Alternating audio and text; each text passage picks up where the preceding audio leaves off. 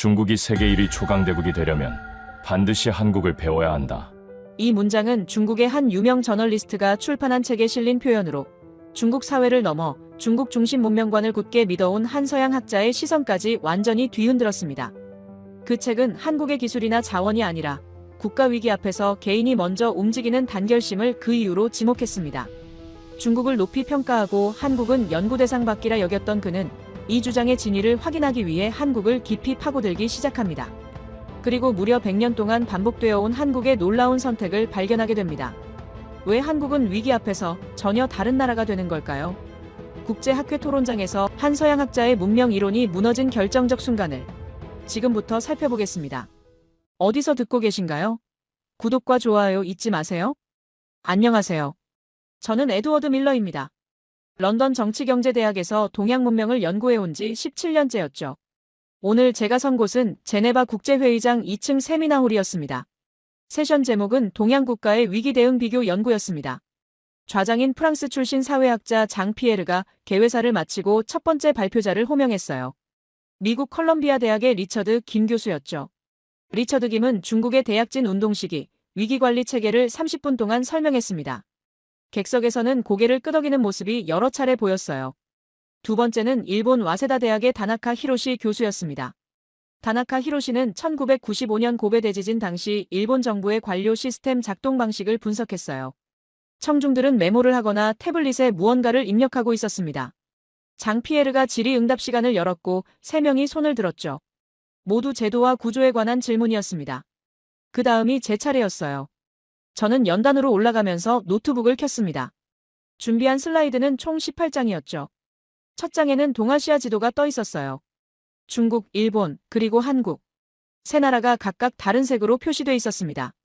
저는 마이크 앞에 섰어요. 저는 오늘 동양 문명을 논하면서 늘 빠져있던 한 나라를 이야기하려 합니다. 그렇게 말하고 슬라이드를 넘겼습니다. 화면에는 한반도가 크게 확대돼 나타났어요. 객석에서 미묘한 공기 변화가 감지됐습니다. 몇몇은 고개를 갸우뚱했고 누군가는 옆 사람과 작게 속삭였죠. 저는 그 순간을 알아챘습니다. 한국이라는 단어가 이 자리에서 얼마나 낯선 선택인지를요. 장 피에르가 안경을 고쳤으며 저를 쳐다봤어요. 표정은 중립적이었지만 눈빛에서는 의아함이 묻어났습니다. 리처드 김은 팔짱을 낀 채 미간을 찌푸렸죠. 다나카 히로시는 태블릿 화면을 내리고 저를 응시하기 시작했습니다. 한국은 인구 5천만의 국가입니다. 20세기 중반까지만 해도 세계 최빈국 중 하나였죠. 저는 천천히 말을 이어갔습니다. 슬라이드에는 1950년대 서울의 흑백 사진이 나타났어요. 무너진 건물들, 비포장 도로, 그리고 그 사이를 걷는 사람들.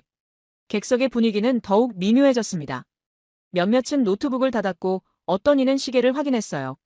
그때였습니다. 객석 뒷줄, 가장 구석진 자리에서 누군가 움직였어요. 천천히 고개를 들더니 저를 똑바로 바라봤습니다. 빅터 하인츠였죠. 독일 하이델베르크 대학 명예교수. 구조주의 사회이론의 대가. 그리고 제 박사과정 지도교수였던 사람. 하인츠는 70대 중반이었습니다. 회색 양복에 검은 나비 넥타이를 메고 있었어요. 그의 눈은 날카로웠고 입가에는 희미한 미소 같은 것이 걸려 있었습니다. 저는 그 표정을 알아봤어요. 호기심이 아니었습니다. 냉소였죠. 하인츠는 15년 전 제게 말한 적이 있었습니다. 동양 연구에서 중국과 일본을 제외한 나머지는 변수일 뿐이라고요. 한국은 그저 두 문명 사이에 낀 완충지대에 불과하다고 했어요. 저는 그때 그 말에 반박하지 못했습니다. 증거가 없었으니까요. 하지만 지금은 달랐습니다. 저는 다음 슬라이드로 넘어갔어요. 화면에는 간단한 질문 하나가 떠올랐습니다. 국가 위기 앞에서 누가 먼저 움직이는가? 그 아래 3개의 선택지가 있었어요. 정부, 기업, 시민. 이 질문에 어떻게 답하시겠습니까? 제가 물었습니다. 객석이 조용해졌어요. 몇몇은 앞으로 몸을 기울였습니다. 장 피에르는 펜을 들고 뭔가 적기 시작했어요. 리처드 김은 중국을 가리켰고 다나카 히로시는 일본을 가리켰습니다. 모두 정부라고 답했죠. 저는 슬라이드를 한 장 더 넘겼습니다. 한국의 국기가 나타났어요. 하지만 한국은 다릅니다. 객석에서 웅성거림이 일었습니다. 누군가 작게 웃었어요. 비웃음이었는지 당혹감이었는지 구분하기 어려웠습니다. 저는 그 소리를 무시하고 계속 말했어요. 이 나라에서는 시민이 먼저 움직입니다. 정부보다 기업보다 빠르게요. 뒷줄에서 낮은 목소리가 들렸습니다. 독일어였어요. 비현실적이군. 하인츠의 목소리였습니다. 저는 그를 똑바로 쳐다봤어요. 하인츠도 저를 응시하고 있었습니다. 그의 손가락이 팔걸이를 천천히 두드리기 시작했죠. 규칙적이고 느린 리듬이었습니다. 저는 시선을 거두고 다시 객석을 향했어요. 제가 오늘 보여드릴 건 이론이 아닙니다. 데이터도 아니에요. 슬라이드를 넘겼습니다. 화면이 검게 변했어요. 그리고 흰 글씨 하나만 떠올랐습니다. 역사. 저는 역사를 보여드리려 합니다. 반복되는 역사를요. 장피에르가 펜을 내려놓았습니다. 리처드 김은 고개를 갸우뚱했어요. 다나카 히로시는 팔짱을 풀고 앞으로 몸을 기울였습니다. 객석 203명의 시선이 저에게 쏠려 있었어요. 하인츠만이 움직이지 않았습니다. 저는 그를 다시 한번 봤어요. 하인츠는 팔짱을 낀 채 의자 등받이에 몸을 기댄 상태였습니다. 그의 얼굴에는 아무런 감정도 드러나지 않았어요. 하지만 저는 알았죠. 그가 지금 무엇을 생각하고 있는지. 구조가 없으면 행동도 없다. 제도가 없으면 질서도 없다. 그게 하인츠의 이론이었습니다. 30년 동안 그가 주장해온 핵심이었죠. 국가란 시스템이고 시민은 그 시스템의 부품일 뿐이라는 논리. 저 역시 그렇게 배웠어요. 그렇게 믿었습니다. 하지만 한국은 달랐습니다. 저는 다음 슬라이드로 넘어갔어요. 화면에는 연도 하나만 적혀 있었습니다. 1907년. 저는 마이크에 입을 가까이 대고 천천히 말했어요. 이 나라의 이야기는 100년 전부터 시작됩니다. 객석에서 속삭임이 들렸습니다. 몇몇은 메모를 시작했어요. 장피에르는 고개를 끄덕이며 저를 주시했습니다. 저는 슬라이드를 그대로 둔 채 말을 이어갔어요. 1907년 이 나라는 빚을 지고 있었습니다. 1300만 원이라는 거액이었죠. 당시 국가 예산을 초과하는 금액이었어요. 리처드 김이 손을 들었습니다. 장피에르가 지명했어요. 그래서 정부가 어떤 정책을 폈습니까? 저는 고개를 저었습니다. 정부는 아무것도 하지 못했습니다. 객석이 조용해졌어요. 저는 다음 슬라이드로 넘어갔습니다. 1907년 신문기사 사진이 나타났어요. 한자와 한글이 섞인 오래된 활자였습니다. 시민들이 움직였습니다. 스스로요. 그 순간 하인츠가 자리에서 일어났어요. 천천히 소리 없이. 그는 양복 단추를 채우고 안경을 고쳐 쓰고는 연단 쪽으로 걸어오기 시작했습니다. 장피에르가 당황한 표정으로 하인츠를 쳐다봤어요. 하인츠 교수님, 질의응답 시간은. 장피에르가 말을 끝내기도 전에 하인츠가 손을 들어 제지했습니다. 하인츠는 연단 바로 앞까지 왔어요. 객석의 모든 시선이 우리 둘에게 쏠렸습니다. 저는 숨을 고르고 하인츠를 마주봤죠. 하인츠는 저를 몇 초간 응시했습니다. 그의 눈빛은 차가웠어요. 입가에는 미소가 걸려 있었지만 그건 온기 없는 미소였습니다. 그가 천천히 입을 열었어요. 에드워드. 하인츠가 제 이름을 불렀습니다. 목소리는 낮고 단단했어요. 객석이 숨을 죽였습니다. 저는 마이크를 내려놓고 하인츠를 똑바로 쳐다봤어요. 15년 만입니다, 교수님. 제가 먼저 말했습니다. 하인츠는 고개를 끄덕였어요. 그리고 객석을 향해 천천히 몸을 돌렸습니다. 그의 움직임은 느리고 신중했어요. 연단 앞에 선 그는 마이크 없이 말을 시작했습니다. 목소리는 낮았지만 충분히 명확했죠. 자네답지 않군, 에드워드. 그 말이 홀 안을 채웠습니다. 객석에서 작은 웅성거림이 일었어요. 저는 연단에 그대로 서서 하인츠를 쳐다봤습니다. 심장이 빠르게 뛰고 있었어요. 하인츠는 저를 훑어보더니 천천히 고개를 저었습니다. 학문은 감동이 아니라 구조로 설명해야지. 그 순간 객석의 분위기가 바뀌었습니다. 몇몇은 고개를 끄덕였어요. 리처드 김은 팔짱을 끼고 하인츠를 주시했고 다나카 히로시는 펜을 내려놨습니다. 장피에르가 마이크를 켜려 했지만 하인츠가 손짓으로 제지했어요. 저는 그 자리에 선 채 하인츠를 마주봤습니다. 입안이 바짝 말랐어요. 손바닥에서 땀이 났습니다. 하지만 시선은 떨어뜨리지 않았어요. 하인츠는 양복 주머니에서 안경 케이스를 꺼냈습니다. 천천히 안경을 닦기 시작했어요. 저는 그 습관을 알고 있었습니다. 15년 전 박사학위 최종 심사 때였어요. 저는 중국 명나라 조공체계를 주제로 논문을 썼습니다. 240페이지였죠. 하인츠는 제 논문을 읽고 말했어요. 구조가 보이지 않는다고. 감정이 너무 많다고요. 저는 그날 3번 수정 지시를 받았습니다. 논문의 절반을 다시 써야 했어요. 하인츠가 안경을 다시 썼습니다. 객석을 향해 걸으며 입을 열었어요. 여러분. 하인츠의 목소리가 홀을 가득 채웠습니다. 마이크 없이도 충분히 큰 소리였어요. 그는 천천히 걸으며 객석을 둘러봤습니다. 지금 우리가 본 건 흥미로운 제안입니다. 하지만 학문적 분석이라고 보기는 어렵죠. 객석에서 몇몇이 고개를 끄덕였어요. 하인츠는 걸음을 멈추고 저를 다시 쳐다봤습니다. 그의 눈빛은 차갑고 날카로웠어요. 에드워드는 제 제자였습니다. 그 말에 객석이 술렁였습니다. 웅성거림이 일었어요. 장 피에르가 눈을 크게 떴고 리처드 김은 고개를 갸우뚱했습니다. 다나카 히로시는 태블릿을 내려놓고 하인츠를 주시했어요. 저는 그 순간을 예상하고 있었습니다. 하인츠가 우리의 관계를 공개할 거라는 걸요.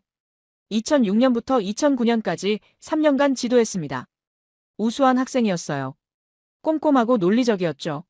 하인츠는 천천히 말을 이어갔습니다. 저는 그가 무엇을 하려는지 알았어요. 저를 칭찬하는 척하면서 제 발표를 공격할 준비를 하고 있었습니다.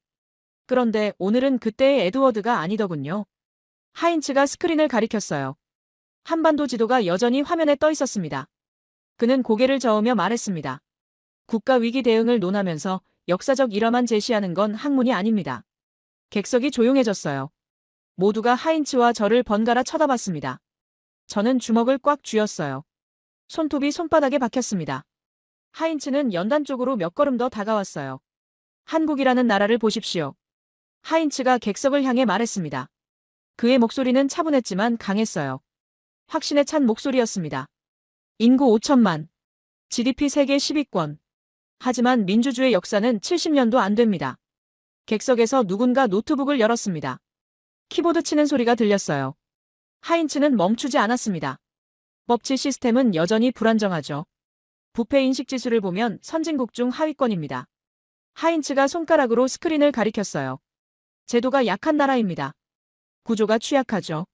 그래서 시민들이 감정에 의존하는 겁니다. 그 말이 제 가슴을 찔렀습니다. 감정에 의존한다는 표현. 하인츠는 항상 그렇게 말했어요. 제도가 약한 나라일수록 비합리적이라고. 체계가 없다고요. 저는 15년 전 그 말을 그대로 받아들였습니다. 하지만 지금은 달랐어요. 하인츠가 연단 바로 앞까지 왔습니다. 그는 저를 똑바로 쳐다봤어요.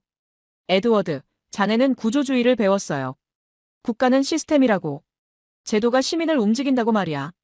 하인츠의 목소리가 낮아졌습니다. 하지만 더 강해졌어요. 그런데 오늘 자네는 뭘 보여줬나? 시민이 먼저 움직인다고. 그건 낭만주의야. 학문이 아니지. 객석에서 고개를 끄덕이는 사람들이 보였습니다. 리처드 김도 동의하는 표정이었어요. 다나카 히로시는 뭔가를 메모하고 있었습니다. 저는 목구멍이 조여오는 걸 느꼈어요. 교수님. 저는 마이크를 들었어요. 목소리가 떨리지 않도록 애썼습니다. 하인츠가 저를 쳐다봤어요. 객석도 조용해졌습니다. 질문 하나만 드리겠습니다. 하인츠는 대답하지 않았어요. 그저 저를 응시했습니다. 팔짱을 낀 채였죠. 저는 천천히 숨을 들이쉬고 말했습니다. 제도가 약하면 시민이 움직이지 못한다고 하셨습니다. 하인츠가 고개를 끄덕였어요. 그렇다면 1907년 한국은 어떻게 설명하시겠습니까? 객석이 조용해졌습니다. 하인츠의 표정이 굳었어요. 저는 계속 말했습니다. 그때 한국은 국가 주권조차 온전하지 않았습니다. 일본의 통감부가 재정을 감독하고 있었어요. 정부는 빚을 갚을 능력이 없었죠. 하인츠는 입을 다물고 있었습니다. 저는 목소리를 높였어요. 하지만 시민들이 움직였습니다. 스스로 모금을 시작했어요. 국가 예산을 초과하는 금액을 모았습니다. 객석에서 웅성거림이 일었습니다. 누군가 손을 들었어요. 장 피에르가 지명했습니다. 프랑스 소르본 대학 소속이었어요. 그럼 정부가 시민을 동원한 겁니까? 저는 고개를 저었습니다. 아닙니다. 정부는 오히려 반대했어요. 민간이 먼저 시작했습니다. 하인츠가 비웃었습니다. 짧고 날카로운 웃음이었어요. 그건 특수한 상황이야, 에드워드. 식민지 직전의 위기 상황이었지. 예외적 사례로 일반론을 만들 순 없어. 저는 노트북을 열었습니다. 슬라이드를 넘겼어요. 새 화면이 떴습니다. 단순한 질문 하나였어요. 예외가 반복되면 어떻게 됩니까? 객석이 술렁였습니다. 하인츠의 표정이 변했어요. 미간이 찌푸려졌습니다. 저는 말을 이었습니다. 1907년만이 아닙니다. 이 나라에서는 같은 일이 계속 일어났어요. 슬라이드가 넘어갔습니다. 연도 하나가 더 떴어요. 1997년. 저는 천천히 말했습니다. 1997년 한국은 또다시 국가부도 위기를 맞았습니다. IMF 구제금융이었죠. 객석이 집중했습니다. 리처드 김이 앞으로 몸을 기울였어요. 다나카 히로시는 메모를 멈추고 저를 쳐다봤습니다. 이번에도 정부보다 시민이 먼저 움직였습니다. 하인츠가 입을 열었어요. 그건 정부 주도의 캠페인이었어. 국가가 조직한 거지. 저는 고개를 저었습니다. 캠페인이 시작되기 전에 이미 시민들이 움직이고 있었습니다. 자발적으로요. 장 피에르가 끼어들었어요. 밀러 교수, 구체적인 증거가 있습니까? 저는 슬라이드를 넘겼습니다. 1997년 신문 기사들이 나타났어요. 날짜가 선명하게 찍혀 있었습니다. 정부 발표는 12월 3일이었습니다. 하지만 시민들의 금기부는 11월 말부터 이미 시작됐어요. 객석에서 놀란 표정들이 보였습니다. 하인츠는 팔짱을 풀고 안경을 고쳐 썼어요. 저는 계속 말했습니다. 교회에서, 사찰에서, 개인적으로 금을 모으기 시작했습니다. 조직이 없었어요. 명령도 없었죠. 하인츠가 손을 들었습니다. 그래도 그건 정부의 틀 안에서 일어난 일이야. 제도가 만든 환경에서 시민이 반응한 거지. 저는 하인츠를 똑바로 쳐다봤어요. 그렇다면 교수님, 제도가 약한 나라에서 어떻게 300만 명이 움직였습니까? 침묵이 흘렀습니다. 5초, 10초. 하인츠는 대답하지 않았어요. 그는 입을 다물고 저를 응시했습니다. 표정이 굳어 있었어요. 저는 슬라이드를 한 장 더 넘겼습니다. 숫자 하나가 크게 떴어요. 227톤. 그 아래 작은 글씨가 있었습니다. 금모금 총량. 227톤의 금입니다. 교수님, 제도가 약한 나라에서 어떻게 가능했습니까? 객석이 숨을 죽였습니다. 하인츠는 여전히 서 있었어요. 그의 손이 미세하게 떨리고 있었습니다. 저는 마지막으로 말했습니다. 1907년과 1997년. 90년의 시간 차이가 있습니다. 하지만 같은 일이 일어났어요. 장 피에르가 펜을 들었습니다. 리처드 김은 고개를 갸우뚱했어요. 다나카 히로시는 뭔가를 검색하기 시작했습니다. 객석 전체가 술렁이고 있었어요. 하인츠는 연단 앞에 선 채 움직이지 않았습니다. 그는 저를 쳐다보고 있었어요. 15년 전 박사 심사 때처럼. 하지만 이번엔 달랐습니다. 그의 눈빛에 확신이 흔들리고 있었어요. 저는 노트북을 닫았습니다. 그리고 조용히 말했습니다. 다음 증거를 보여드리겠습니다. 저는 잠시 숨을 고르고 객석을 둘러봤습니다. 203명이 저를 쳐다보고 있었어요. 하인츠는 연단 앞에 서서 팔짱을 낀 채 저를 응시하고 있었습니다. 그의 표정은 여전히 굳어 있었어요. 입술은 얇게 다물어져 있었고 턱 근육이 미세하게 떨리고 있었습니다. 장 피에르는 펜을 들고 뭔가를 적고 있었고 리처드 김과 다나카 히로시는 앞으로 몸을 기울인 상태였습니다. 저는 노트북을 다시 열었습니다. 손가락이 약간 떨렸어요. 심장이 빠르게 뛰고 있었습니다. 하지만 목소리는 흔들리지 않도록 애썼어요. 증거를 보여드리기 전에 한 권의 책을 소개하겠습니다. 슬라이드가 넘어갔어요. 화면에는 책 표지가 나타났습니다. 빨간색 배경에 노란 글씨였어요. 중국어 제목이 크게 적혀 있었고 그 아래 한글 번역이 작게 표시됐습니다. 중국인은 한국인보다 무엇이 부족한가? 저자 이름이 그 아래 있었습니다. 장하오밍. 중국의 유명 저널리스트였죠. 객석에서 웅성거림이 일었습니다. 몇몇은 그 이름을 아는 듯 했어요. 리처드 김이 고개를 끄덕였고 앞줄에 앉은 한 중국인 연구자가 뭔가를 중얼거렸습니다. 다나카 히로시는 즉시 태블릿을 열어 검색하기 시작했어요. 저는 천천히 말을 이어갔습니다. 이 책은 2005년에 출간됐습니다. 중국이 세계 1위 초강대국이 되려면 무엇을 배워야 하는지 분석한 저서죠. 하인츠가 코웃음을 쳤습니다. 짧고 날카로운 소리였어요. 그는 손을 들어 안경을 고쳤으며 고개를 저었습니다. 저는 그를 쳐다봤어요. 하인츠는 비웃는 표정으로 말했습니다. 저널리스트가 쓴 대중서를 학회에서 인용하나, 에드워드. 객석에서 몇몇이 웃었습니다. 작은 웃음이었지만 분명했어요. 특히 뒷줄에서 들리는 웃음소리가 컸습니다. 저는 순간 얼굴이 뜨거워지는 걸 느꼈어요. 하지만 침착함을 유지했습니다. 저는 차분하게 대답했어요. 장하오밍은 20년 이상 동아시아 경제를 취재한 전문 기자입니다. 이 책은 중국에서 베스트셀러였어요. 출간 당시 100만 부 이상 팔렸습니다. 하인츠의 웃음이 멈췄어요. 그의 미간이 찌푸려졌습니다. 저는 슬라이드를 넘겼어요. 책의 목차가 나타났습니다. 여러 장으로 나뉘어 있었지만 저는 그중 한 장을 레이저 포인터로 가리켰습니다. 특히 기업관을 비교한 장이 흥미롭습니다. 객석이 조용해졌어요. 웅성거림이 멈췄습니다. 모두가 스크린을 주시하고 있었어요. 저는 다음 슬라이드로 넘어갔습니다. 책의 한 문단이 확대돼 나타났어요. 중국어 원문과 한글 번역이 함께 표시됐습니다. 저는 천천히 또박또박 읽기 시작했습니다. 중국인은 기업의 존재 목적을 이윤의 극대화로 봅니다. 침묵이 흘렀습니다. 5초쯤 지났을 때 객석 중간쯤에서 누군가 고개를 끄덕이는 모습이 보였어요. 저는 멈추지 않고 계속 읽었습니다. 일본인은 최고 품질의 상품 생산에 있다고 봅니다. 다나카 히로시가 펜을 들었습니다. 그는 뭔가를 적기 시작했어요.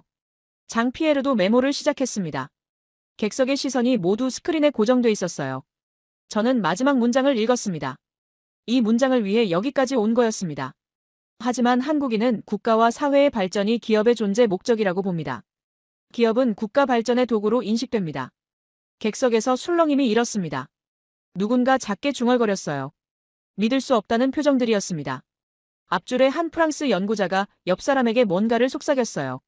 리처드 김은 펜을 들고 화면을 응시하며 뭔가를 적기 시작했습니다. 저는 그 순간을 놓치지 않았어요. 객석 여러분, 이건 한 저널리스트의 의견이 아닙니다. 제 목소리가 홀을 채웠습니다. 웅성거림이 잦아들었어요. 이건 20년간 현장을 취재한 결과입니다. 수백 명의 기업인을 인터뷰한 분석이죠. 하인츠가 손을 들었어요. 그의 얼굴이 붉어져 있었습니다. 그건 이념적 해석일 뿐이야. 하인츠의 목소리가 홀을 채웠습니다. 그는 연단 쪽으로 한 걸음 더 다가왔어요. 저와의 거리가 3미터도 안 됐습니다. 기업은 이윤을 추구하는 조직이야. 국가 발전은 부차적 결과지 목적이 아니야. 저는 고개를 저었습니다. 예상했던 반박이었어요. 저는 슬라이드를 넘겼습니다. 새로운 인용문이 나타났어요. 장하오밍은 이렇게 썼습니다. 저는 화면의 문장을 천천히 읽었어요. 각 단어에 무게를 실었습니다. 전 세계를 놀라게 한 한강의 기적은 애국심으로 충만한 국민. 개개인의 한국심이 모여 이뤄낸 것이라 해도 결코 과언이 아니다. 객석이 완전히 조용해졌습니다. 한국심이라는 단어에 여러 사람이 반응했어요. 다나카 히로시는 그 단어를 반복해서 중얼거렸고 리처드 김은 고개를 갸우뚱했습니다. 앞줄의 윤서진은 작게 미소를 지었어요. 저는 그 단어를 다시 강조했습니다. 한국심. 저는 잠시 멈췄어요. 객석의 모든 시선이 저에게 쏠려 있었습니다. 중국 저널리스트가 만든 단어입니다. 한국인들이 가진 독특한 정서를 표현한 거죠. 중국어로는 한국신입니다. 하인츠가 비웃었어요. 하지만 이번엔 웃음소리가 약했습니다. 그건 수사야, 에드워드. 감정적 표현일 뿐이지. 저는 슬라이드를 넘겼습니다. 책의 다른 페이지가 나타났어요. 인터뷰 내용이 정리돼 있었습니다. 장하오밍은 한국 기업인들을 직접 인터뷰했습니다. 그 결과가 여기 있어요. 화면에는 여러 인터뷰 내용이 나열돼 있었습니다. 저는 그중 하나를 읽었어요. 우리는 돈을 벌기 위해 사업하는 게 아닙니다. 나라를 세우기 위해 사업합니다. 객석에서 웅성거림이 일었습니다. 누군가 작게 휘파람을 불었어요. 저는 멈추지 않고 다음 인용문을 읽었습니다. 기업가는 국가 건설자입니다. 우리의 경쟁 상대는 다른 기업이 아니라 가난입니다. 침묵이 흘렀어요.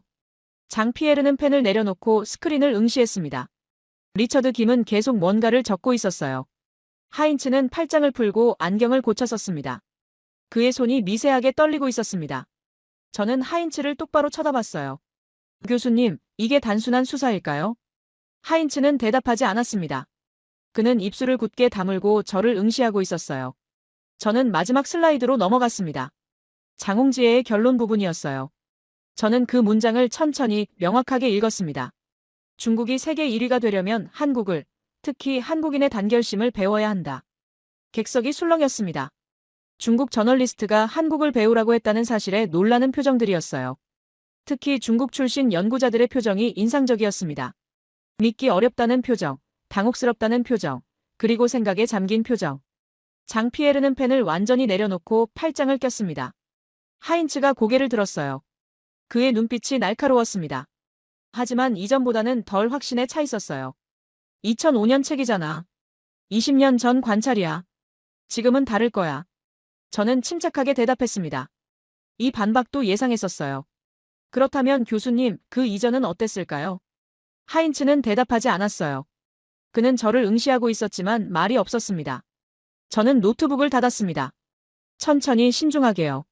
장하오밍이 관찰한 건 결과였습니다. 저는 객석을 둘러봤습니다. 203명이 모두 저를 보고 있었어요. 하지만 원인은 더 과거에 있어요. 훨씬 더 깊은 곳이에요. 침묵이 흘렀습니다. 10초쯤 지났을 때 저는 천천히 말했습니다. 그 원인을 보여드리겠습니다.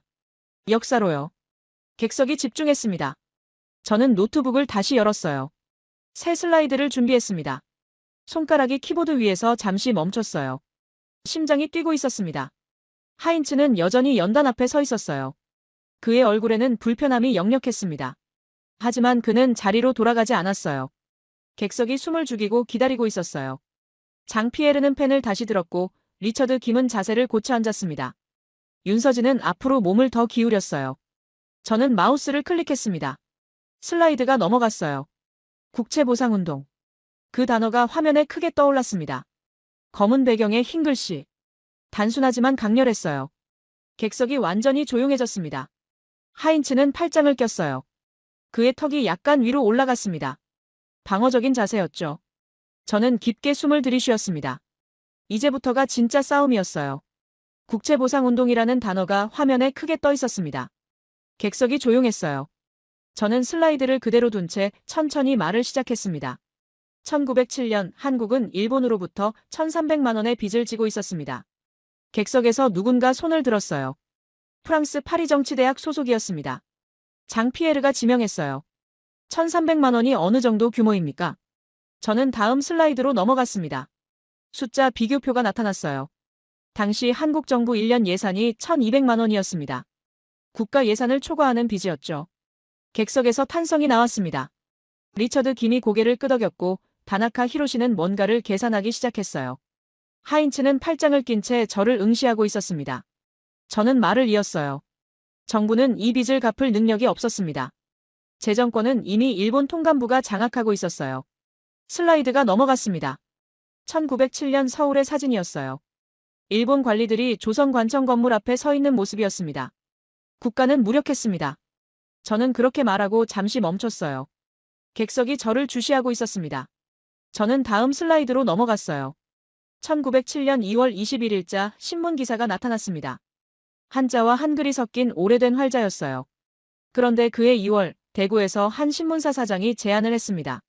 객석이 집중했어요. 저는 천천히 읽었습니다. 국민이 담배를 끊어 그 돈으로 국채를 갚자. 침묵이 흘렀습니다. 누군가 작게 웃었어요. 믿기지 않는다는 표정이었습니다. 하인츠는 고개를 저었어요. 저는 멈추지 않고 말을 이었습니다. 그리고 운동이 시작됐습니다. 그때였습니다. 객석 앞줄에 앉아있던 여성이 손을 들었어요.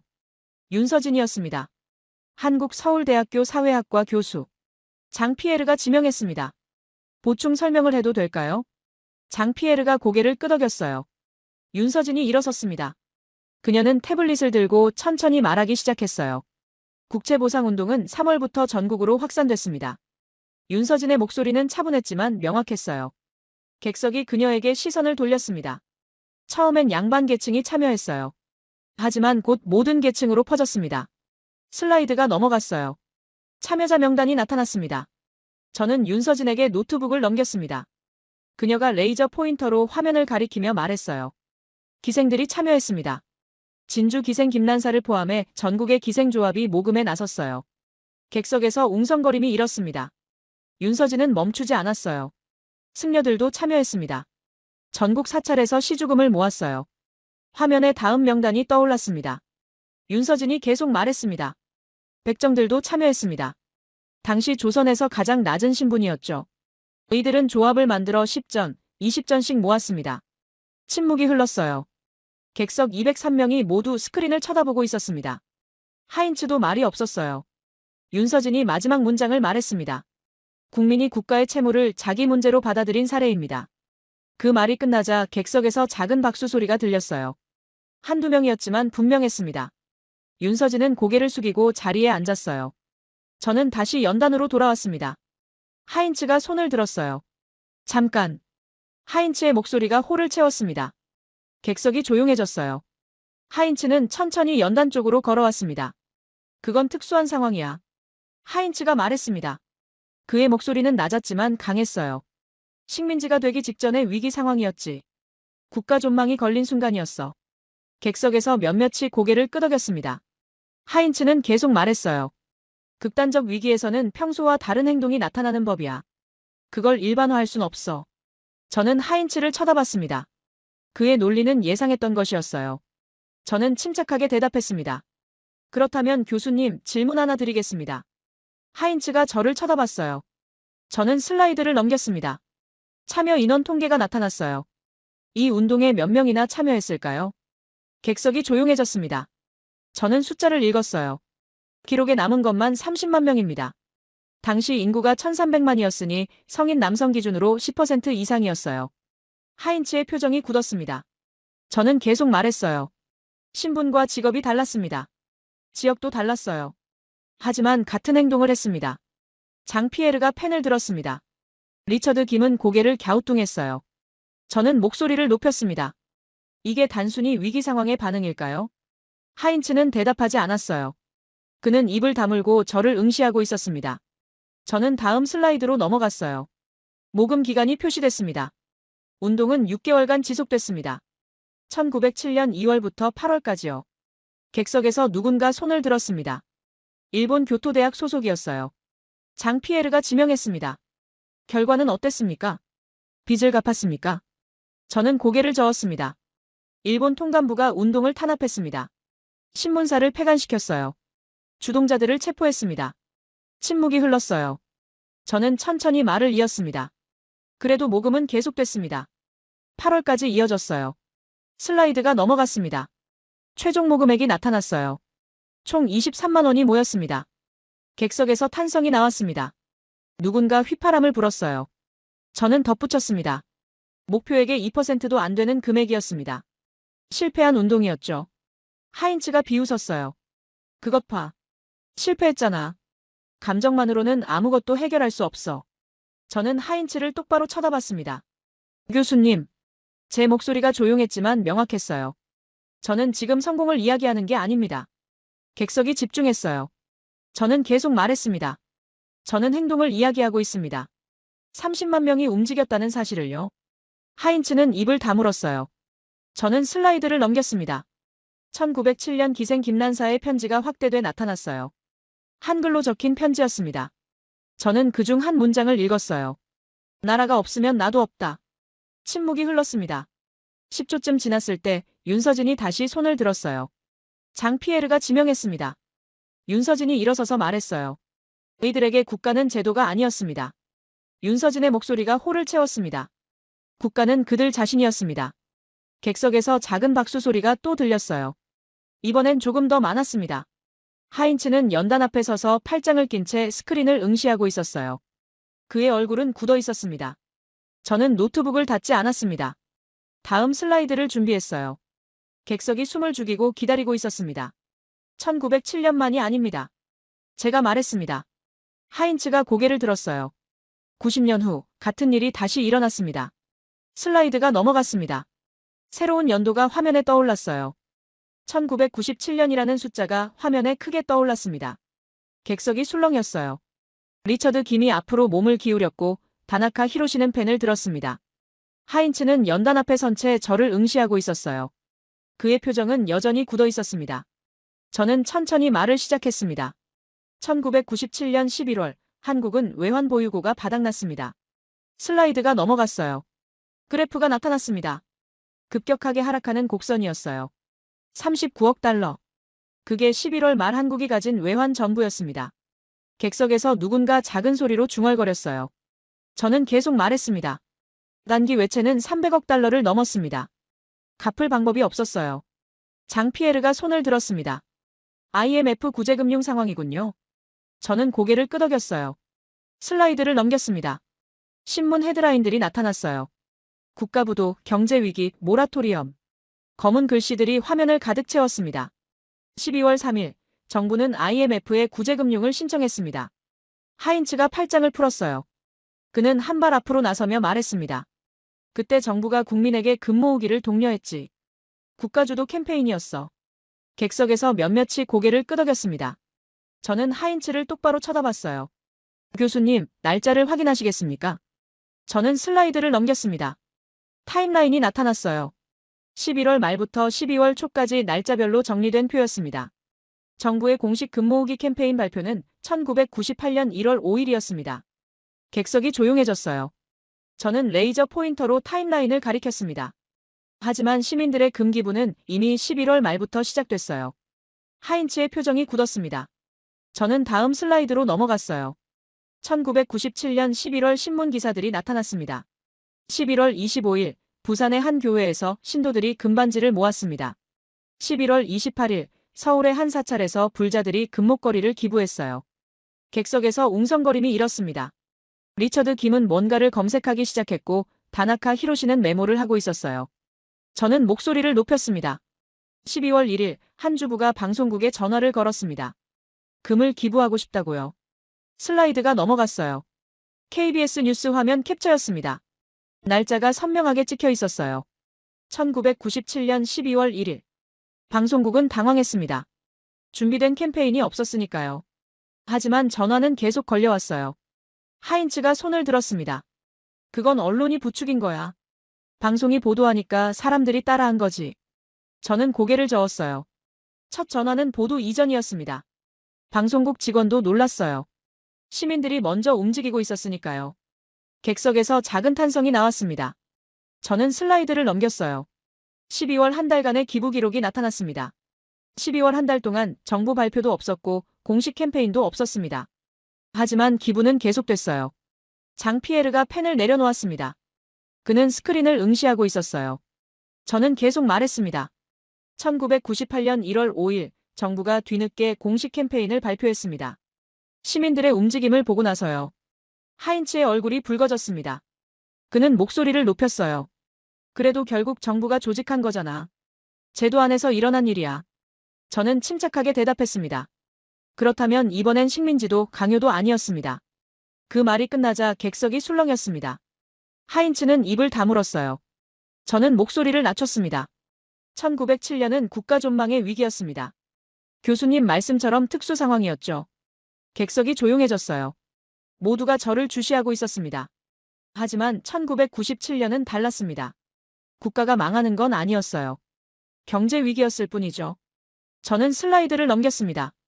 1997년 한국의 GDP 그래프가 나타났어요.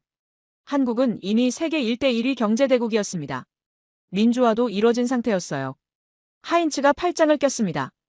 그는 아무 말도 하지 않았어요. 저는 계속 말했습니다. 제도도 있었습니다. 법도 있었고 시스템도 있었어요. 하지만 시민들은 그 시스템을 기다리지 않았습니다. 객석 앞줄에서 윤서진이 손을 들었어요. 장 피에르가 지명했습니다. 윤서진이 일어서서 말했어요. 당시 제 나이가 15이었습니다. 윤서진의 목소리가 홀을 채웠습니다. 객석이 그녀에게 집중했어요. 우리 어머니는 결혼 반지를 꺼내셨어요. 아버지는 손목시계를 내놓으셨죠. 누가 시킨 것도 아니었습니다. 침묵이 흘렀습니다. 윤서진이 계속 말했어요. 그냥 당연한 일이었습니다. 나라가 어려우니까요. 윤서진이 자리에 앉았습니다. 객석에서 작은 박수 소리가 들렸어요.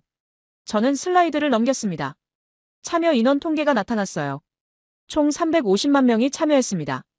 객석에서 놀란 표정들이 보였어요. 누군가 휘파람을 불었습니다. 저는 숫자를 다시 강조했어요. 350만 명입니다. 교수님, 당시 인구의 7%였어요. 하인츠는 대답하지 않았습니다. 그는 연단 앞에 서서 스크린을 응시하고 있었어요. 표정이 굳어 있었습니다.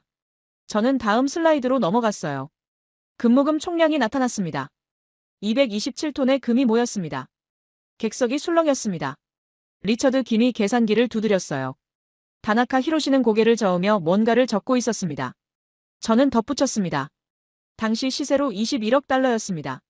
장 피에르가 안경을 벗었습니다. 그는 렌즈를 닦으며 물었어요. 그 돈으로 위기를 해결했습니까? 저는 고개를 저었습니다. 아닙니다. IMF 차관이 570억 달러였으니 금 모으기로는 부족했어요. 하인츠가 비웃었습니다. 그것 봐. 결국 실패했잖아. 저는 하인츠를 똑바로 쳐다봤어요. 교수님, 저는 지금 성공과 실패를 논하는 게 아닙니다. 객석이 집중했습니다. 저는 목소리를 높였어요. 저는 행동을 말하고 있습니다. 350만 명이 움직였다는 사실을요. 하인츠의 입이 굳게 다물어졌습니다. 저는 슬라이드를 넘겼어요. 해외 언론 기사들이 나타났습니다. CNN, BBC, 뉴욕타임스. 모두 1998년 1월과 2월 기사들이었어요.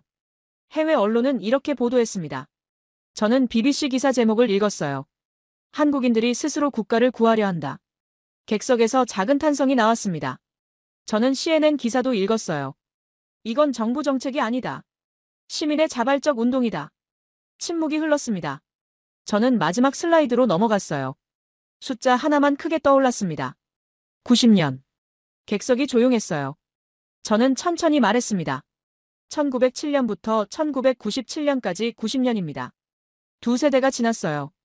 왕조는 사라졌고 식민지를 겪었고 전쟁을 치렀고 민주화를 이뤘습니다.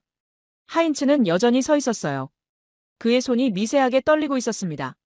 제도도 달라졌습니다. 법도 달라졌어요. 시스템도 완전히 바뀌었죠.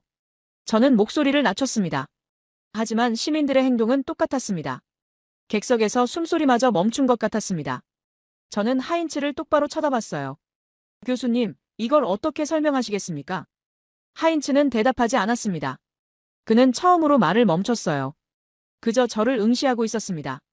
표정에는 당혹감이 역력했습니다. 저는 노트북을 닫지 않았습니다. 다음 슬라이드를 준비했어요. 그리고 24년 후 또다시 같은 일이 일어났습니다. 객석이 술렁였습니다. 저는 슬라이드를 띄웠어요. 2021년이라는 숫자가 화면에 크게 떠올랐습니다. 객석의 술렁임이 커졌어요. 하인츠는 연단 앞에 선 채 팔짱을 낀 상태였습니다. 그의 얼굴은 굳어 있었어요. 장피에르는 펜을 들고 저를 주시하고 있었고 리처드 김과 다나카 히로시는 앞으로 더욱 몸을 기울였습니다. 저는 천천히 말을 시작했어요. 2021년 11월 한국에서 요소수 부족 사태가 발생했습니다. 슬라이드가 넘어갔습니다. 뉴스 헤드라인들이 나타났어요. 요소수 대란, 물류 대란 우려, 디젤 차량 운행 중단 위기. 검은 글씨들이 화면을 채웠습니다. 객석에서 누군가 손을 들었어요. 영국 옥스퍼드 대학 소속이었습니다. 장 피에르가 지명했어요. 요소수가 뭡니까? 저는 다음 슬라이드로 넘어갔습니다. 요소수 설명이 나타났어요. 디젤 차량의 배기가스를 정화하는 필수 물질입니다. 이게 없으면 화물차가 움직일 수 없어요. 객석이 집중했습니다. 저는 계속 말했어요. 한국은 요소수의 97%를 중국에서 수입했습니다. 그런데 2021년 10월 중국이 수출을 중단했어요. 슬라이드가 넘어갔습니다. 그래프가 나타났어요. 급격하게 떨어지는 곡선이었습니다. 요소수 재고량이었죠. 11월 초 한국의 요소수 재고는 2주치밖에 남지 않았습니다. 하인츠가 손을 들었어요. 그의 목소리는 여전히 단단했습니다. 그래서 정부가 대책을 발표했겠지. 저는 고개를 저었습니다. 정부는 11월 8일에야 첫 대책회의를 열었습니다. 슬라이드를 넘겼어요. 타임라인이 나타났습니다. 날짜별로 정리된 표였어요. 하지만 그 전에 이미 시민들이 움직이고 있었습니다. 객석이 조용해졌어요. 저는 레이저 포인터로 타임라인을 가리켰습니다. 11월 2일 부산의 한 화물차 기사가 자신이 사둔 요소수를 동료에게 나눠줬습니다. 11월 4일 경기도의 한 시민이 소방서에 요소수를 기부했어요. 하인츠의 표정이 굳었습니다. 저는 목소리를 높였어요. 11월 6일 밤 11시 42분입니다. 슬라이드가 넘어갔습니다. CCTV 캡처 화면이었어요. 흑백 영상이었습니다. 경기도 어느 소방서 앞. 한 남성이 차에서 내리는 모습이 보였어요. 시간 기록이 화면 우측 상단에 선명하게 찍혀 있었습니다. 저는 영상을 재생했습니다. 남성은 트렁크를 열었어요. 플라스틱 통 2개를 꺼냈습니다. 무거워 보였어요. 그는 천천히 걸어서 소방서 정문 앞에 그것을 내려놓았습니다. 그리고 주위를 한번 둘러보더니 빠르게 차로 돌아갔어요. 차는 곧 사라졌습니다. 영상은 32초였습니다. 객석이 숨을 죽이고 영상을 지켜봤어요. 영상이 끝나자 침묵이 흘렀습니다. 저는 천천히 말했어요. 이 사람은 누구인지 밝혀지지 않았습니다. 슬라이드가 넘어갔습니다. 다른 CCTV 화면이 나타났어요. 이번엔 서울의 한 119 안전센터 앞이었습니다. 역시 밤이었어요. 같은 날 밤 서울에서도 똑같은 일이 일어났습니다. 영상을 재생했어요. 또 다른 사람이 요소수통을 내려놓고 사라지는 장면이었습니다. 이번에도 이름을 밝히지 않았어요. 객석에서 작은 탄성이 나왔습니다. 저는 다음 슬라이드로 넘어갔어요. 전국 지도가 나타났습니다.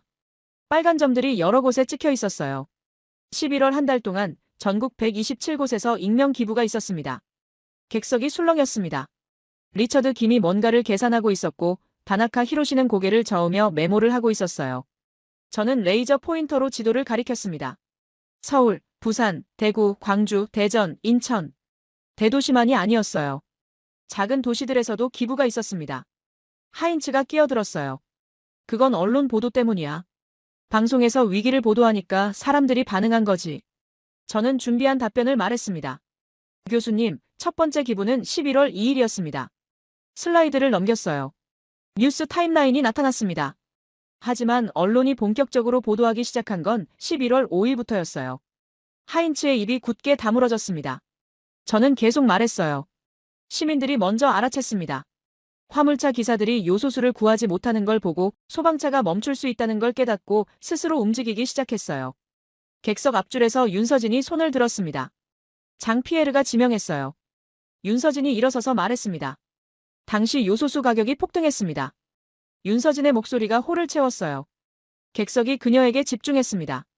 평소 리터당 1만 원이던 게 3만 원, 4만 원까지 올랐어요. 그런데도 사람들은 비싼 가격에 사서 기부했습니다. 침묵이 흘렀습니다. 윤서진이 계속 말했어요. 이름을 밝히지 않고요. 모상을 요구하지 않고요. 윤서진이 자리에 앉았습니다. 객석에서 작은 박수 소리가 들렸어요. 저는 슬라이드를 넘겼습니다. 기부 물품 사진들이 나타났어요. 요소수만이 아니었습니다. 저는 사진들을 하나씩 가리켰어요. 식료품, 마스크, 손 소독제, 소방서나 경찰서에 필요한 물건들을 사람들이 놓고 갔습니다. 장피에르가 펜을 내려놓았습니다. 그는 안경을 벗고 렌즈를 닦으며 물었어요. 그래서 위기가 해결됐습니까? 저는 고개를 저었습니다. 아닙니다. 정부가 11월 말 중국과 협상해서 수입을 재개했어요. 시민들의 기부만으로는 부족했습니다. 하인츠가 비웃었어요. 그것 봐. 결국 실패했잖아. 정부가 해결한 거야. 저는 하인츠를 똑바로 쳐다봤습니다. 교수님, 저는 지금 성공과 실패를 논하는 게 아닙니다. 저는 행동의 속도를 말하고 있습니다. 하인츠는 대답하지 않았어요. 저는 슬라이드를 넘겼습니다. 숫자 하나가 크게 떠올랐어요. 48시간. 객석이 집중했습니다. 저는 천천히 말했어요. 11월 초 전문가들은 계산했습니다. 48시간 안에 화물차 운행이 멈출 거라고요. 슬라이드가 넘어갔어요. 시뮬레이션 결과가 나타났습니다. 공장 가동 중단, 식료품 유통 마비, 병원 물자 부족. 48시간 후 예상 시나리오였습니다. 객석에서 웅성거림이 일었어요. 저는 계속 말했습니다. 정부는 대책회의를 열었습니다. 기업들은 긴급 수입을 논의했어요. 하지만 시민들은 이미 움직이고 있었습니다. 저는 하인츠를 쳐다봤어요. 교수님, 1907년과 1997년에는 시간이 있었습니다. 몇 달, 몇 주의 시간이요? 하인츠는 팔짱을 낀 채 저를 응시하고 있었어요. 하지만 2021년은 48시간밖에 없었습니다. 제도가 작동할 시간이 없었어요. 침묵이 흘렀습니다. 10초쯤 지났을 때 저는 마지막 슬라이드로 넘어갔어요. 세 개의 연도가 나란히 표시됐습니다. 1907, 1997, 2021. 저는 천천히 말했습니다. 114년입니다. 객석이 숨을 죽였어요. 저는 각 연도를 레이저 포인터로 가리키며 말했습니다. 1907년 국가는 식민지 직전이었습니다. 1997년 국가는 경제 위기였어요. 2021년 국가는 선진국이었습니다. 저는 포인터를 내려놓았어요. 상황이 달랐습니다. 시대가 달랐어요. 제도도, 법도, 시스템도 완전히 달랐습니다. 하인츠는 여전히 서 있었어요. 그의 손이 미세하게 떨리고 있었습니다. 하지만 시민들의 반응은 똑같았습니다. 저는 목소리를 낮췄어요. 정부보다 먼저 움직였습니다. 조직 없이, 명령 없이, 보상 없이요. 객석에서 작은 박수 소리가 들렸습니다. 한두 명이 아니었어요. 점점 커졌습니다. 장피에르도 펜을 놓고 박수를 쳤어요. 리처드 김과 다나카 히로시도 고개를 끄덕이며 박수를 쳤습니다. 하인츠만이 움직이지 않았어요. 그는 연단 앞에 서서 팔짱을 낀 채 스크린을 응시하고 있었습니다. 표정은 굳어 있었어요. 입술은 얇게 다물어져 있었고 눈빛은 복잡했습니다. 분노도 당혹감도 그리고 무언가 깨달은 듯한 표정도 섞여 있었어요. 박수가 멈췄습니다. 객석이 다시 조용해졌어요. 저는 노트북을 닫지 않았습니다. 하인츠를 똑바로 쳐다봤어요. 교수님. 제 목소리가 홀을 채웠습니다. 이제 질문 드리겠습니다. 하인츠가 고개를 들었어요. 그는 저를 쳐다봤습니다. 객석 203명이 우리 둘을 주시하고 있었어요. 저는 천천히 말했습니다. 이걸 구조로 설명할 수 있습니까? 하인츠는 대답하지 않았습니다. 그는 연단 앞에 선 채 저를 응시하고 있었어요. 5초가 지났습니다. 10초가 지났어요. 객석이 완전히 조용했습니다. 저는 다시 물었습니다. 교수님, 이걸 구조로 설명할 수 있습니까? 하인츠의 턱 근육이 움직였어요. 그는 팔짱을 풀고 안경을 고쳐 썼습니다. 천천히 신중하게요. 그리고 입을 열었어요. 그건 하인츠의 목소리가 나왔습니다. 평소보다 낮았어요. 망설임이 섞여 있었습니다. 그건 사회적 일탈일 뿐입니다. 객석에서 웅성거림이 일었어요. 누군가 작게 중얼거렸습니다. 장피에르는 펜을 들고 하인츠를 쳐다봤어요. 리처드 김은 고개를 갸우뚱했습니다. 저는 즉시 반격했어요. 일탈이라고요. 제 목소리가 홀을 채웠습니다. 하인츠가 저를 쳐다봤어요. 저는 노트북을 다시 열었습니다. 슬라이드를 띄웠어요. 세 개의 연도가 화면에 나타났습니다. 1907년, 1997년, 2021년이 모두 일탈입니까? 객석이 숨을 죽였어요. 저는 레이저 포인터로 각 연도를 가리켰습니다. 114년 동안 3번 반복된 일탈입니까? 하인츠는 대답하지 않았습니다. 그의 손이 양복 주머니로 향했어요. 안경 케이스를 만지작거리고 있었습니다. 긴장한 거였어요. 저는 멈추지 않았습니다. 교수님은 30년 동안 구조주의 사회 이론을 연구하셨습니다. 객석이 집중했어요. 저는 천천히 말을 이었습니다. 제도가 시민을 움직인다고 하셨어요. 시스템이 행동을 결정한다고 했습니다. 하인츠의 얼굴이 굳어졌어요. 저는 목소리를 높였습니다. 그렇다면 제도가 없는데 어떻게 같은 행동이 반복됩니까? 침묵이 흘렀습니다. 하인츠는 입술을 굳게 다물고 있었어요. 그의 시선이 저에게서 스크린으로 다시 바닥으로 향했습니다. 처음으로 시선을 회피하는 거였어요. 객석 뒷줄에서 누군가 손을 들었습니다. 독일 베를린 자유대학 소속이었어요. 장피에르가 지명했습니다. 하인츠 교수님, 의견 있으십니까? 하인츠는 대답하지 않았어요. 그는 여전히 바닥을 쳐다보고 있었습니다. 5초가 지났어요. 객석이 술렁이기 시작했습니다. 장피에르가 다시 말했어요. 교수님. 하인츠가 고개를 들었습니다. 그의 눈빛은 흔들리고 있었어요. 확신이 사라진 눈빛이었습니다. 그는 천천히 입을 열었어요. 그건 예외적 사례들입니다. 하인츠의 목소리는 약했어요. 이전의 강한 목소리가 아니었습니다.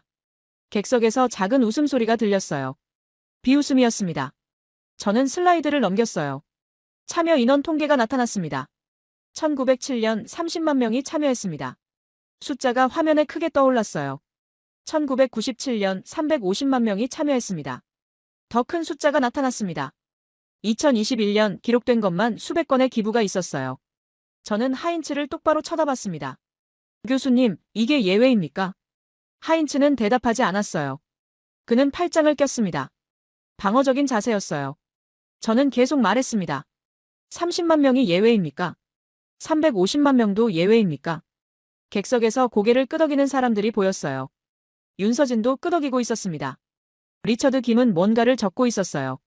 다나카 히로시는 하인츠를 쳐다보고 있었습니다. 하인츠가 입을 열었어요. 목소리는 더욱 약해졌습니다. 그건 특수한 상황들이었어.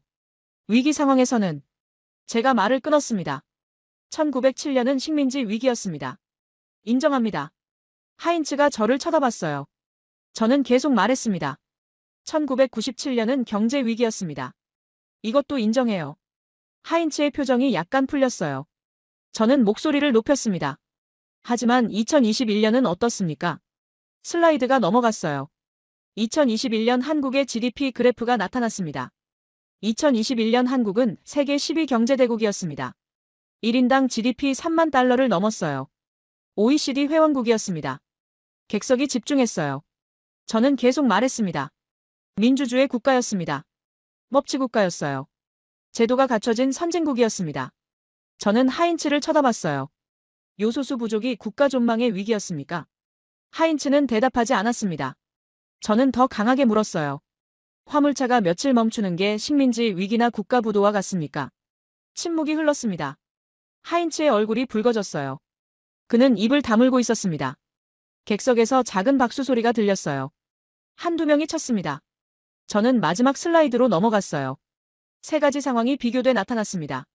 1907년 국가존망, 1997년 경제붕괴, 2021년 물류불편. 저는 각 항목을 가리켰습니다. 위기의 크기가 다릅니다. 하지만 시민의 반응은 똑같았어요. 객석에서 웅성거림이 일었습니다. 장피에르가 마이크를 켰어요. 밀러 교수님, 그렇다면 교수님의 결론은 무엇입니까? 저는 잠시 멈췄습니다. 객석 203명이 저를 쳐다보고 있었어요. 하인츠도 저를 응시하고 있었습니다. 그의 눈빛은 복잡했어요. 분노도 당혹감도 그리고 무언가 인정하고 싶지 않은 표정도 섞여 있었습니다. 저는 천천히 말했어요. 이건 제도가 아닙니다. 하인츠의 손이 떨렸어요. 이건 문화입니다. 객석에서 작은 탄성이 나왔습니다. 저는 목소리를 높였어요. DNA입니다. 정서입니다. 한국심입니다. 하인츠가 고개를 저었어요. 약하게, 천천히요. 그는 입을 열려 했습니다. 하지만 말이 나오지 않았어요. 그는 다시 입을 다물었습니다. 객석 앞줄에서 윤서진이 손을 들었습니다. 장피에르가 지명했어요. 윤서진이 일어섰습니다. 보충하겠습니다. 윤서진의 목소리가 홀을 채웠어요. 그녀는 태블릿을 들고 말했습니다. 한국인에게 국가는 제도가 아닙니다. 국가는 자기 자신이에요. 객석이 조용해졌습니다. 윤서진이 계속 말했어요. 기업이 망하면 다른 기업에 가면 됩니다. 하지만 나라가 망하면 갈 곳이 없어요. 침묵이 흘렀습니다. 윤서진이 마지막 문장을 말했습니다. 그래서 움직이는 겁니다. 명령 없이, 조직 없이, 보상 없이요. 윤서진이 자리에 앉았어요. 객석에서 박수가 터져나왔습니다. 이번엔 많은 사람이 쳤어요. 장피에르도 리처드 김도 다나카 히로시도 박수를 쳤습니다. 하인츠만이 움직이지 않았습니다. 그는 연단 앞에 선 채 팔짱을 낀 상태였어요. 고개는 약간 숙여져 있었습니다. 시선은 바닥을 향하고 있었어요. 입술은 얇게 다물어져 있었고 턱 근육이 미세하게 떨리고 있었습니다. 박수가 멈췄습니다. 객석이 다시 조용해졌어요. 하인츠가 천천히 고개를 들었습니다. 그는 저를 쳐다봤어요. 15년 만에 처음으로 그의 눈빛에 패배가 보였습니다. 저는 노트북을 닫지 않았습니다. 마지막 슬라이드를 준비했어요. 객석이 숨을 죽이고 기다리고 있었습니다. 저는 천천히 말했습니다. 교수님, 한 가지만 더 말씀드리겠습니다. 하인츠는 대답하지 않았어요. 그저 저를 응시하고 있었습니다. 저는 슬라이드를 띄웠습니다. 질문 하나가 화면에 크게 떠올랐어요.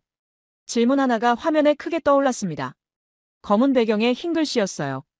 단순하지만 강렬했습니다. 100년 동안 반복된 예외라면 그건 문화이자 DNA 아닙니까? 객석이 완전히 조용해졌습니다. 203명이 모두 스크린을 쳐다보고 있었어요. 하인츠도 화면을 응시하고 있었습니다. 그의 입술이 미세하게 떨리고 있었어요. 저는 천천히 말을 시작했습니다. 교수님은 30년 동안 구조주의를 연구하셨습니다. 제 목소리가 홀을 채웠어요. 하인츠가 고개를 돌려 저를 쳐다봤습니다. 제도가 시민을 움직인다고 하셨어요. 시스템이 행동을 결정한다고요. 하인츠는 대답하지 않았습니다. 저는 계속 말했어요. 그런데 한국에서는 제도 이전에 시민이 움직입니다. 슬라이드가 넘어갔어요. 세 개의 사건이 나란히 표시됐습니다.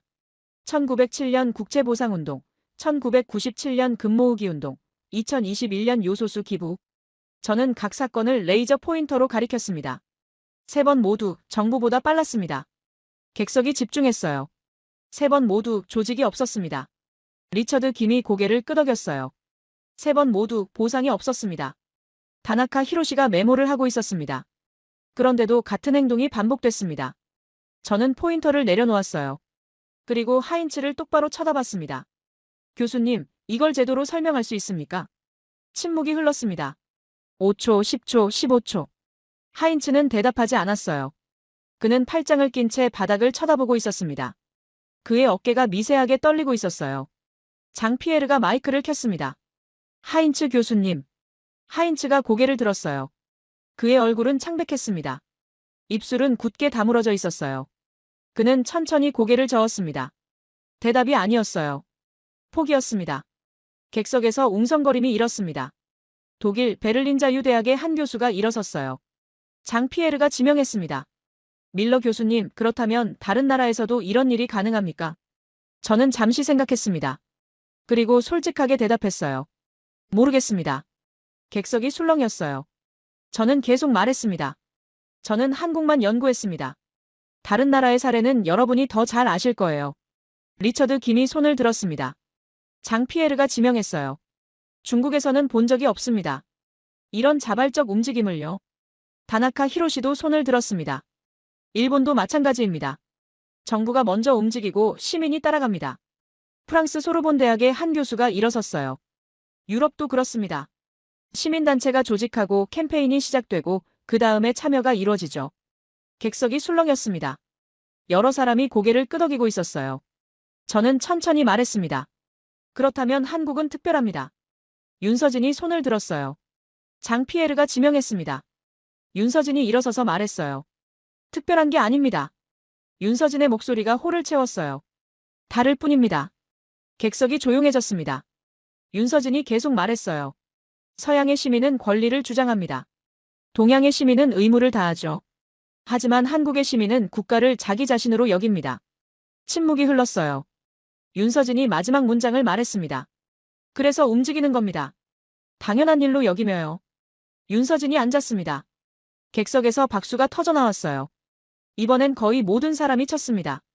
장 피에르도 리처드 김도 다나카 히로시도 심지어 객석 뒷줄의 사람들도 박수를 쳤어요. 하인츠만이 움직이지 않았습니다. 그는 연단 앞에 선 채 고개를 숙이고 있었어요. 팔짱을 낀 상태였습니다. 그의 어깨가 작게 떨리고 있었어요. 30년 동안 쌓아온 이론이 무너지는 순간이었습니다. 박수가 멈췄습니다. 장 피에르가 마이크를 켰어요. 밀러 교수님, 결론을 말씀해 주시겠습니까? 저는 고개를 저었습니다. 결론은 없습니다. 객석이 술렁였어요. 저는 슬라이드를 마지막 장으로 넘겼습니다. 질문 하나만 떠 있었어요.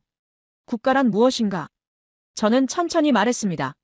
저는 오늘 답을 드리러 온 게 아닙니다. 객석이 집중했어요. 저는 질문을 던지러 왔습니다. 저는 화면에 질문을 가리켰어요. 국가는 제도일까요? 아니면 정서일까요? 침묵이 흘렀습니다. 저는 계속 말했어요. 시스템일까요? 아니면 문화일까요? 아무도 대답하지 않았습니다. 구조일까요? 아니면 DNA일까요? 저는 노트북을 닫았습니다. 슬라이드가 꺼졌어요. 저는 객석을 천천히 둘러봤습니다. 저는 모릅니다. 제 목소리가 홀을 채웠어요. 하지만 한국을 보면 적어도 한 가지는 알 수 있습니다. 객석 203명이 저를 쳐다보고 있었어요. 어떤 나라에서는 국가가 시민보다 느립니다. 하인츠가 고개를 들었어요. 그는 저를 쳐다봤습니다. 그의 눈빛은 복잡했어요. 제도가 작동하기 전에 시민이 움직입니다. 법이 만들어지기 전에 행동이 시작되죠. 저는 하인츠를 똑바로 쳐다봤습니다. 교수님, 이게 일탈입니까? 아니면 문화입니까? 하인츠는 대답하지 않았습니다. 그는 입을 다물고 저를 응시하고 있었어요. 몇 초가 지났습니다. 그리고 천천히, 아주 천천히, 그는 고개를 숙였습니다. 인정이었습니다. 객석에서 작은 탄성이 나왔어요. 장 피에르는 펜을 내려놓고 박수를 쳤습니다. 리처드 김도, 다나카 히로시도, 윤서진도 박수를 쳤어요. 점점 더 많은 사람이 박수를 치기 시작했습니다. 하인츠는 박수 속에서 천천히 자리로 돌아갔습니다. 그의 걸음은 무거웠어요. 그는 뒷줄 구석자리에 앉았습니다. 고개를 숙인 채였어요. 박수가 멈췄습니다. 장 피에르가 마이크를 켰어요. 밀러 교수님, 감사합니다. 질의응답 시간을 갖겠습니다. 여러 손이 올라갔어요. 저는 한 명씩 지명했습니다. 미국 연구자, 프랑스 연구자, 중국 연구자. 질문이 쏟아졌어요. 한국의 교육 시스템은 어떤가? 가족 구조는 어떤가? 역사적 트라우마가 영향을 미치는가? 저는 솔직하게 대답했습니다. 아는 것은 답하고 모르는 것은 모른다고 했어요. 질의응답은 30분 동안 이어졌습니다. 마지막 질문이 나왔어요. 일본 교토대학의 한 교수였습니다. 밀러 교수님, 그렇다면 한국은 앞으로도 이럴까요? 저는 잠시 생각했습니다. 그리고 대답했어요. 모르겠습니다. 하지만 114년 동안 3번 반복됐다면 아마도 계속될 겁니다. 객석에서 고개를 끄덕이는 사람들이 보였어요. 장 피에르가 마이크를 켰습니다. 오늘 세션을 마치겠습니다. 밀러 교수님께 다시 한번 박수 부탁드립니다. 객석에서 박수가 터져나왔어요. 저는 고개를 숙였습니다. 박수 소리가 홀을 가득 채웠어요. 사람들이 하나둘 일어나기 시작했습니다. 몇몇은 저에게 다가와 악수를 청했어요. 윤서진도 왔습니다. 그녀는 미소를 지으며 말했어요. 잘하셨습니다. 저는 고개를 끄덕였습니다. 리처드 김도 왔어요. 인상적이었습니다. 자료를 공유해 주실 수 있습니까? 저는 명함을 건넸습니다. 다나카 히로시도 다가왔어요. 일본도 연구해 보시겠습니까? 도와드리겠습니다. 저는 감사하다고 말했습니다. 사람들이 하나둘 홀을 떠나기 시작했어요. 객석이 점점 비어갔습니다. 저는 노트북을 정리하며 객석을 둘러봤어요. 하인츠는 여전히 뒷줄 구석에 앉아 있었습니다. 고개를 숙인 채였어요. 그의 앞에는 아무도 없었습니다. 그는 혼자였어요. 저는 노트북을 가방에 넣었습니다. 그리고 연단을 내려왔어요. 천천히 하인츠가 앉은 쪽으로 걸어갔습니다.